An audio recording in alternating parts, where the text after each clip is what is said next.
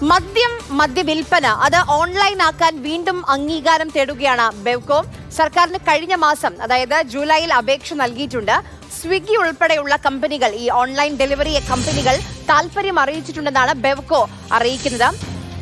R Ananthakrishnan നമുക്കിപ്പം വിവരങ്ങളുമായി ചേരുന്നുണ്ട്.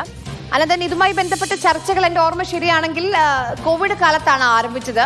കോവിഡ് കാലത്ത് ആരംഭിക്കുന്ന ആപ്പ് വരുന്നു, അങ്ങനെ പലതരത്തിലുള്ള കാര്യങ്ങൾ നമ്മൾ കേട്ടിരുന്നു. കാരണം കോവിഡ് കാലത്ത് പുറത്തിറങ്ങാൻ മനുഷ്യർക്ക് സാധിച്ചിരുന്നില്ല. ഇപ്പോൾ ബെവ്കോ വീണ്ടും ഇങ്ങനൊരു അപേക്ഷ കൊടുക്കാനുള്ള പശ്ചാത്തലം എന്താണ്? അറിയേണ്ടത് ഇതിനുള്ളൊരു സാധ്യത എത്രത്തോളം എന്നുള്ളതാണ്.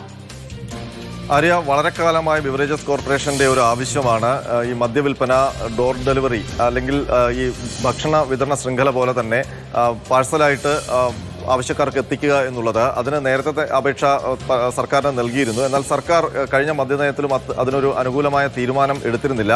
ഇതേ തുടർന്നാണ് വീണ്ടും ആ അപേക്ഷ പുതുക്കി ബെവ്കോ സർക്കാരിലേക്ക് സമർപ്പിച്ചിരിക്കുന്നത്. കഴിഞ്ഞ മാസമാണ് പുതിയ പ്രപ്പോസൽ ബെവ്കോ അയച്ചിരിക്കുന്നത്.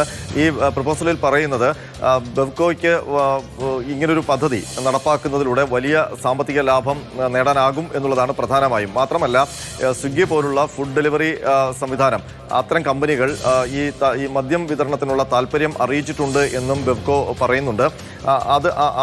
സ്വിഗ്ഗി ഇപ്പോൾ ഈ താല്പര്യം അറിയിച്ചാലും സർക്കാർ അനുവദിക്കുകയാണെങ്കിൽ ടെൻഡർ ക്ഷണിച്ച് എല്ലാ മാനദണ്ഡങ്ങളും പാലിക്കുന്ന ഒരു കമ്പനിയെ തെരഞ്ഞെടുത്തുകൊണ്ട് ഈ സംവിധാനം നടപ്പാക്കാൻ കഴിയും എന്നാണ് ബെവ്കോ പറയുന്നത്. മാത്രമല്ല, നിലവിൽ ബെവ്കോ ഇങ്ങനൊരു പദ്ധതിയുമായി മുന്നോട്ട് പോകുന്നതിന് നൽകുന്ന വിശദീകരണം എന്ന് പറയുന്നത്, നിലവിൽ സംസ്ഥാനത്ത് 283 ബെവ്കോ ഔട്ട്ലെറ്റുകളാണ്. ഇതുകൂടാതെ മറ്റ് സിവിൽ സപ്ലൈസിന്റെ ഔട്ട്ലെറ്റുകളും ഉണ്ട്.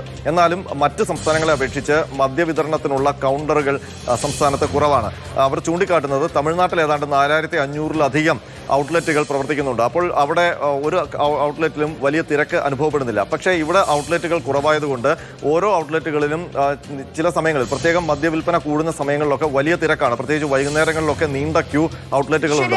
അനന്തരിലേക്ക് വരാം.